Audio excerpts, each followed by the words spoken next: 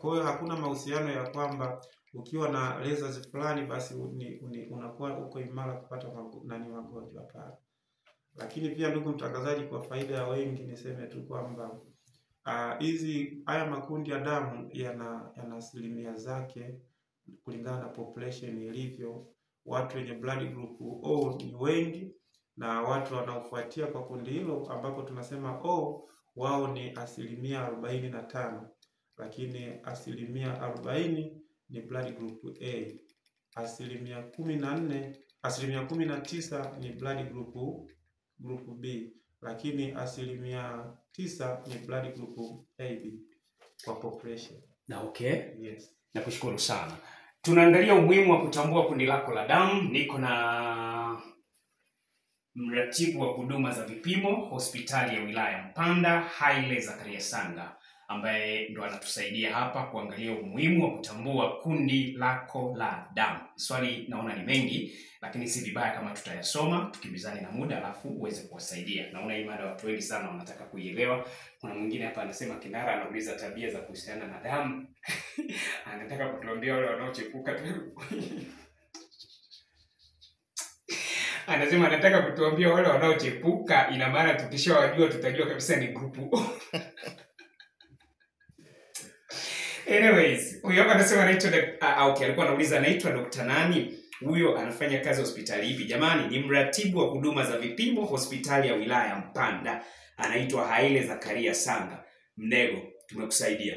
Mwingine anasema hivi, hapo nataka kuuliza, je, ukiwa na grupu O au B, naweza pata mtoto ambaye ana grupu kama ya kwako? Au yani ukiwa na grupu O, inatakiwa upate mtoto mwenye grupu kama lako au ipoje hapo? Naomba ufafanuzi kuhusu hilo, maana unakuwa na mtoto wewe una grupu O na yeye ana B au C. Ikoje hapo? Mimi Abel Naftali amerudi. Lakini mwingine anasema kosefu upatikanaji wa ujauzito, magrupu ya damu yanahusika vipi? Po kutoka mkoani.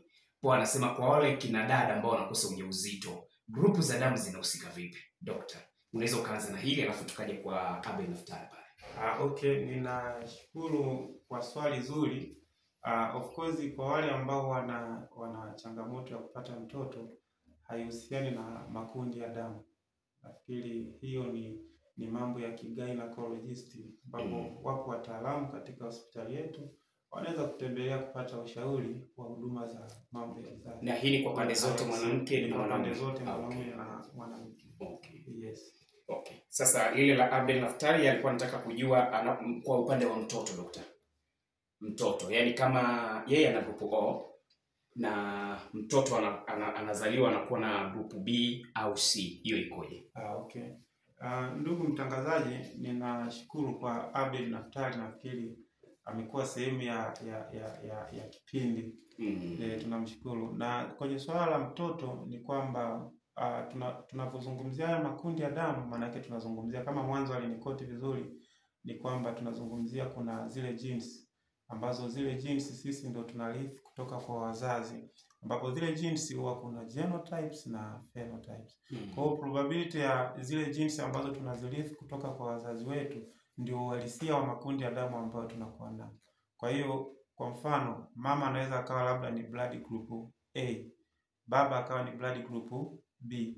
Maana yake tunategemea kwamba kulingana na zile genes, probability ya mtoto kuzaliwa tutapata mtoto mwenye blood group A, tutapata mtoto mwenye blood group B, hapo tunaweza tukapata mtoto mwenye blood group O, blood group AB, lakini hatutegemei kupata mtoto mwenye blood group O.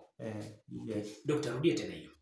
Niseme tu kwamba tunapozungumzia makundi ya damu tunazungumzia zile genotypes na phenotypes ambazo ni mambo ya genetics. Kwa hiyo tunarithi kutoka kwa wazazi wetu.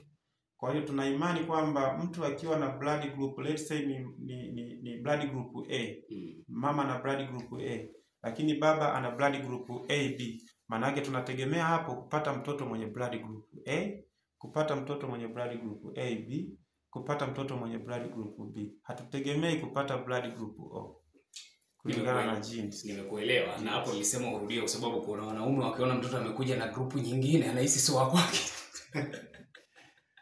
Yes. Yes, kwa hiyo anasema jamani, mimi nataka kujua, mimi na grupu A+.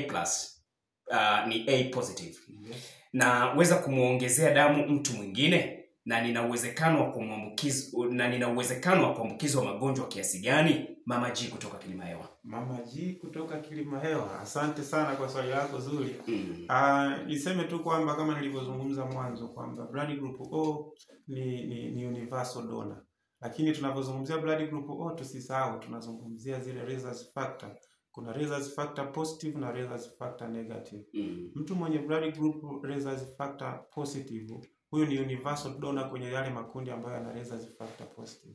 Lakini mtu mwenye blood group O negative, maana yake ni universal blood